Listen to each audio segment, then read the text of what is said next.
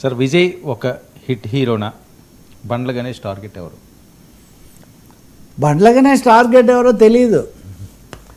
ఆయన యొక్క ఐకాన్ మటుకు పవనేశ్వరుడే. ఆ పవనేశ్వరుని తప్ప మిగిలిన అందరి మీద ఎప్పుడప్పుడు ఏదో ఒకటి వేస్తుంటారు. మనం గతంలో కూడా కొద్దిసార్లు మాట్లాడాం. నిన్న ఆయన కే ర్యాంప్ అనే దాని సభలో మాట్లాడుతూ కిరణ్ అబ్బవరం చాలా సినిమాకు బాగా 40 కోట్లు 50 కోట్లు వచ్చి బాగానే జయప్రదం అయినా కానీ ఎంతో వినయంగా ఉంటారు. కానీ కొంతమంది ఒక సినిమా హిట్ అవ్వగానే కాళ్ళ మీద కాలు వేసుకొని మేకప్లు నెత్తి మీద చోపి పెట్టుకొని రాత్రిపూట కూడా నల్ల కళ్ళద్దాలు పెట్టుకొని ఇష్టం వచ్చినట్టుగా మాట్లాడుతూ ఉంటారు అని ఇవన్నీ.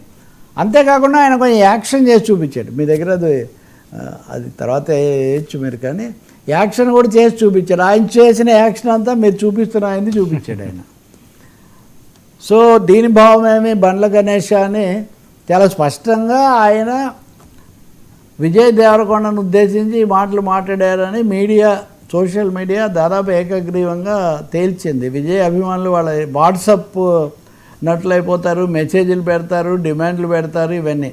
సార్ సినిమా ఇండస్ట్రీలో ఎవరైనా ఉండగలిగేదే కొన్ని సంవత్సరాలు, ఒక దశాబ్దం, అంతే కదా దశాబ్దంన్నర.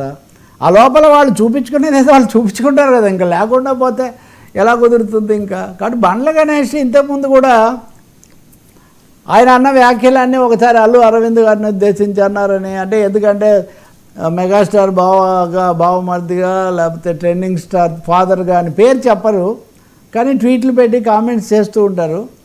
ఈ సంచలనాలు వీటికి ఎందుకు? విజయ్ దేవరకొండని ఇప్పుడు ఎందుకు ఆయన ప్రత్యేకించి టార్గెట్ చేశారు ఎవరికి తెలియని విషయం. కానీ ఎప్పటికప్పుడు ఏదో ఒక వివాదం రాజేసే ఒక ప్రయత్నం మటుకు జరుగుతున్నట్టు కనిపిస్తుంది. కాకపోతే పరిశ్రమ కూడా చూసి ఇటు పరిశ్రమ అటు మీడియా కూడా ఆయన ఆశించినంతగా ఇవి క్లిక్ అవుతున్నట్టు కనపడదు. అంటే వివాదాలు అంతగా వస్తున్నట్టు కనపడదు. కానీ ఎవరినైనా ప్రోత్సహించాలి. మూడవది ఎవరు ఏమేమి మాట్లాడరు కదా అని చెప్పుకుంటూ పోతే తర్వాత ఎవరు ఓన్ చేసుకుంటారనే ప్రశ్న కూడా ఒకటి వస్తుంది. Sir thank you sir, thank you so much. ఇది ఈనాటి frankly with Telakapalli. Stay tuned.